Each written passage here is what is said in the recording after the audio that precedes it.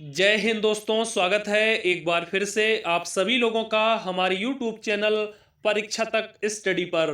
तो आज के इस वीडियो सेशन में हम बात करने वाले हैं CISF हेड कांस्टेबल वैकेंसी 2022 के बारे में। यानी कि आज के इस वीडियो सेशन में बात करेंगे जो आपकी CISF के द्वारा हेड कांस्टेबल के लिए 540 पोस्टों की जो वैकेंसी आई थी, इससे संबंधित हम आपको एक बड़ी और नई जानकारी देने वाले हैं।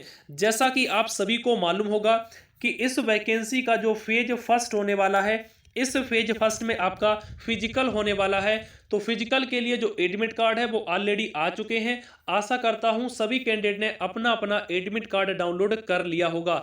और एडमिट कार्ड डाउनलोड करने के बाद आप सभी में से कुछ कैंडिडेट के बार बार कमेंट आ रहे हैं कि जो आपका फेज फर्स्ट में फिजिकल होने वाला है, इस फिजिकल में जो आपका वेट चेक होगा, वेट किस प्रकार से और कितना होना चाहिए, और जो आपकी हाइट होगी, हाइट आपकी किस प्रकार से चाहिए, यानी मेल कैंडिडेट की हाइट कितनी चाहिए, आपके फीमेल कैंडिडेट की हाइट कितनी चाहिए, और साथ ही साथ जो कुछ कैंडिडेट की हाइट थोड़ी ना थोड़ी कम हो रही है, वो क्या फिजिकल देने जाएं या फिर ना जाएं। और इसके साथ साथ बात करेंगे डॉक्यूमेंट के बारे में, यानी आपका मूल लिबास किस प्रकार का होना चाहिए, आपका EWS सर्टिफिकेट किस प्रकार का चलेगा, और जो सबसे बड़ी बात है कास्ट सर्टिफिकेट की, ये आपका सेंट्रल गवर्नमेंट का चलेगा या फिर आपका स्टेट गवर्नमेंट का चलने वाला है। यानी कि आप में से जो कुछ सवाल हैं जो मेरे द्वारा से छूट रहे हैं, इन सभी सवालों के जवाब हम आज के इसी वीडियो सेशन में आपको अच्छे से समझाने वाले हैं। तो चलिए वीडियो सेशन को स्टार्ट करते हैं और सबसे पहले बात कर लेते हैं कि जो आपके डॉक्यूमेंट्स की सूची है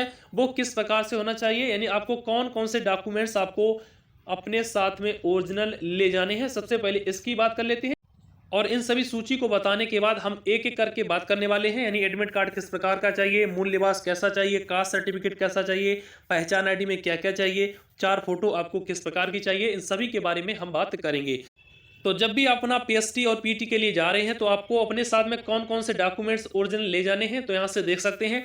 अपना एक एडमिट कार्ड ले जाना है, मूल लिबास ले जाना है, कास्ट सर्टिफिकेट ले जाना है, पहचान ID ले जानी है, 4 फोटो ले जानी है, 10th का सर्टिफिकेट ले जाना है, 12th का सर्टिफिकेट ले जाना है, और अगर आपने EWS सर्टिफिकेट लगाया हुआ है तो EWS सर्टिफिकेट ले जाना है। तो इस प्रकार से सारे के सारे डॉक्यूमेंट्स आपको ओरिजिनल ले जाने हैं, और साथ ही साथ इन सभी डॉक्यूमेंट्स का दो दो जीरोक्स यानी फोटो कॉपी भी करवा लेनी है, क्योंकि वहां पर जरूरत पड़ सकती है।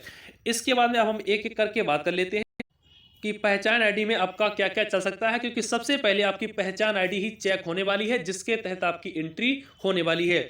तो पहचान ID के रूप में अपना आधार कार्ड ले जा सकते हैं, पैन कार्ड भी चल जाएगा, वोटर ID भी चल जाएगी, अगर आपके पास पासबुक है बैंक का तो वो भी चल जाएगा, ड्राइविंग लाइसेंस भी चलने वाला है। तो इस प्रकार से कोई भी डॉक्यूमेंट्स इसमें से ओरिजिनल आप लोग ले जा सकते हैं, आप लोगों की एंट्री हो जाएगी।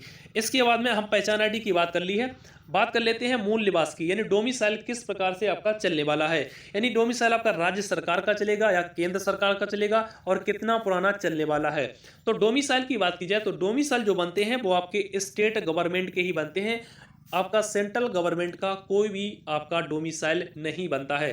तो आपको राज्य सरकार वाला जो डोमिसाइल है वही ले जाना है, चाहे जितना आपका पुराना हो आपको ले जाना है, यही आपका चलने वाला है। ठीक है, तो ये बात रही आपकी मूल निवास की।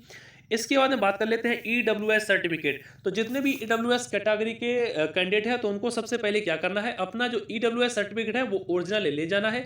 इसके बाद में आपके पास कुछ ऑप्शन है, जैसे लग रहा होगा कि राज्य सरकार का ले जाए या केंद्र सरकार का ले जाए। तो EWS सर्टिफिकेट की बात की जाए तो EWS जो सर्टिफिकेट है ये भी आपका स्टेट गवर्नमेंट के द्वारा ही बनाया जाता है, आपका सेंट्रल गवर्नमेंट का कोई भी किसी भी प्रकार का EWS सर्टिफिकेट नहीं बनता है। तो आपको जो आपके पास राज्य सरकार वाला है यानी स्टेट गवर्नमेंट वाला है, आपको यहीं पर ले जाना है। इसके बाद में बात आती है, इसमें कुछ सत्र भी चलते हैं। तो आपके पास अगर 2022 और 23 का बना हुआ है तो आपको यही सर्टिफिकेट ले जाना है, ये आपका मान्य होने वाला है, तो इसीलिए आपको ये वाला सर्टिफिकेट ले जाना है। इसके बाद आगे बात कर लेते हैं। अब बात आती है कास्ट सर्टिफिकेट की, क्योंकि काफ़ी सारे कैंडिडेट के जो कमेंट थे वो कास्ट सर्टिफिकेट के ही आ रहे थे। तो कास्ट सर्टिफिकेट की अगर बात की जाए तो कास्ट सर्टिफिकेट आपका दो प्रकार से बनता है। एक आपका स्टेट गवर्नमेंट का बनता है और एक आपका सेंट्रल गवर्नमेंट का बनता है। बेसिकली अगर देखा जाए तो जितनी भी स्टेट गवर्नमेंट के द्वारा जो आपकी जॉब्स आती हैं, जो आपकी रिक्रूटमेंट आती हैं, तो उनमें आपका राज्य सरकार का चल जाता है और सेंट्रल का, दोनों में से कोई भी हो आपका चल जाता है। लेकिन अगर कोई भी आपकी रिक्रूटमेंट आपकी सेंट्रल गवर्नमेंट के द्वारा आई हुई है तो वहां पर बेसिकली आपका केंद्र सरकार यानी सेंट्रल गवर्नमेंट का आपसे सर्टिफिकेट मांगा जाता है। लेकिन कुछ कैंडिडेट के पास जो कास्ट सर्टिफिकेट है वो आपके सेंट्रल गवर्नमेंट के नहीं है, उनके पास स्टेट गवर्नमेंट का है। तो आपको टेंशन लेने की जरूरत नहीं है। अगर आपके पास समय है यानी आपका फिजिकल काफ़ी लंबा है तो आप अभी अप्लाई कर दीजिएगा, आपका 2 या 3 दिन में बनकर आ जाएगा। फिर भी अगर आपके पास टाइम नहीं है तो आपको करना क्या है, जो आपके पास स्टेट गवर्नमेंट का है आपको ये ही ले जाना है। वहां पर आपको थोड़े से इंस्ट्रक्शन दिए जाएंगे कि किस प्रकार से आपको फॉलो करना है, तो वो चीज़ आपको फॉलो कर लेनी है। इसके बाद बात आती है कितना पुराना होना चाहिए, कितना पुराना मान हो सकता है। तो इसके बारे में अगर बात की जाए तो बेसिकली आपका 3 साल से ज़्यादा पुराना मान्य नहीं किया जाता है। अगर आपके पास 3 साल से ज़्यादा पुराना है तो आपको दिक्कत हो सकती है। लेकिन अभी आपका जो सर्टिफिकेट है वो 3 साल से ज़्यादा पुराना नहीं है तो आपको टेंशन लेने की जरूरत नहीं है। तो अब हमने बात कर ली है कास्ट सर्टिफिकेट की कि कितना पुराना होना चाहिए, किस प्रकार से होना चाहिए। अब इसके बाद में अब हम बात कर लेते हैं कि आपकी जो हाइट रहने वाली है वो किस प्रकार से मापी जाएगी। पहले तो बात कर लेते हैं मेल कैंडिडेट की। तो मेल कैंडिडेट की आपकी जो हाइट रहने वाली है, चाहे वो आपके जनरल कैटेगरी से हो या आपके ओबीसी कैटेगरी से हो या फिर आपके हों एससी कैटेगरी से, इन सभी कैटेगरी में जो मेल कैंडिडेट की हाइट रहने वाली है वो आपकी 165 पर रहने वाली है। तो इस प्रकार से आपकी हाइट मेजर की जाएगी। वहीं अगर हम फीमेल कैंडिडेट की बात कर लें तो फीमेल कैंडिडेट में अगर कैटेगरी की बात करें तो चाहे आपकी जनरल कैटेगरी हो, चाहे आपका ओबीसी कैटेगरी हो, चाहे आपका एससी कैटेगरी हो, सभी कैटेगरी में 155 सेंटीमीटर हाइट होनी चाहिए। तो इस प्रकार से आपकी हाइट वहां पर मेजर की जाएगी। अब बात आती है कि अगर आपकी हाइट 1 या 2 सेंटीमीटर कम है तो आपको क्या करना चाहिए। अगर आपकी हाइट 1 से 2 के बीच में है यानी कम है तो आप लोग फिजिकल देने जरूर जाइएगा। हो सकता है आपकी वहां पर हाइट पास कर दी जाए। लेकिन अगर आपकी हाइट 2 से ज़्यादा कम है यानी 2 से 3 के बीच में कम है तो आपको फिजिकल देने नहीं जाना है, क्योंकि आपको वहां पर बाहर कर दिया जाएगा। तो इसीलिए अगर आपकी जो हाइट है वो 1 से 2 सेंटीमीटर के बीच में कम है तो आप लोग निश्चित तौर पर फिजिकल के लिए जरूर जाइएगा। हो सकता है आपको वहां पर पास कर दिया जाए। इसके बाद में बात कर लेते हैं कि आपका जो वेट है वो किस प्रकार से मेजर किया जाएगा, किस प्रकार से वहां पर माप तौल होने वाली है वजन की। क्योंकि मोस्टली कैंडिडेट के जो कमेंट आ रहे थे वो वेट से रिलेटेड भी आ रहे थे। तो सबसे पहले बात कर लेते हैं मेल कैंडिडेट की कि आपका जो वजन है वो कितना होना चाहिए। तो बेसिकली जो देखा जाता है, जो आपका वजन की जो मापदंड होती है वो आपकी हाइट के 1/3 होती है, यानी हाइट के आपसे तिहाई वहां पर जो वजन है वो मेजर किया जाता है। जैसे कि अगर हम एग्जांपल के तौर पर बात कर लें कि अगर आपकी हाइट 165 सेंटीमीटर है तो इसका अगर हम 1/3 निकालते हैं तो आपका 55 निकलता है। तो 5 आपका जो केजी वजन है वो ऊपर नीचे हो सकता है, यानी आपका जो वजन है वो 55 से लेकर 60 केजी के बीच में, तो आपका वजन वहां पर चल जाएगा, आपको पास कर दिया जाएगा।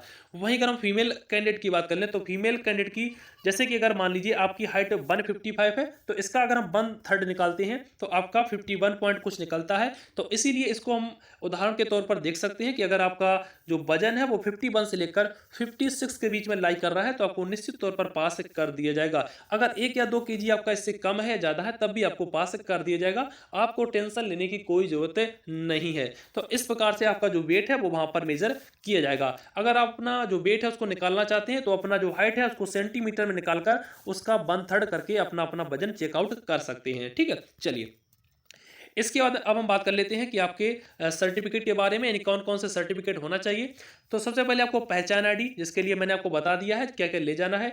इसके बाद अपना एक 10th का सर्टिफिकेट, आपको 12th का सर्टिफिकेट, आपको कास्ट सर्टिफिकेट, इसके साथ साथ डोमिसाइल सर्टिफिकेट और आपको 4 रिसेंटली का फोटोग्राफ्स वहां पर ले जाना है।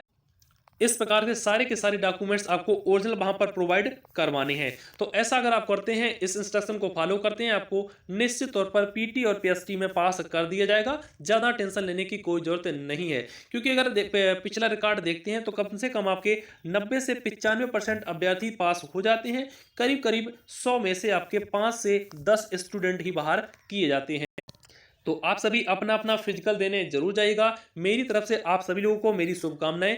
आशा करता हूं इस वीडियो को देखने के बाद आपको कोई अन्य वीडियो देखने की जरूरत नहीं पड़ेगी। तो मिलेंगे आप लोगों के साथ में नेक्स्ट सी अपडेट के साथ में। तब तक अपने सभी प्यारे भाइयों और बहनों को जय हिंद, वंदे मातरम।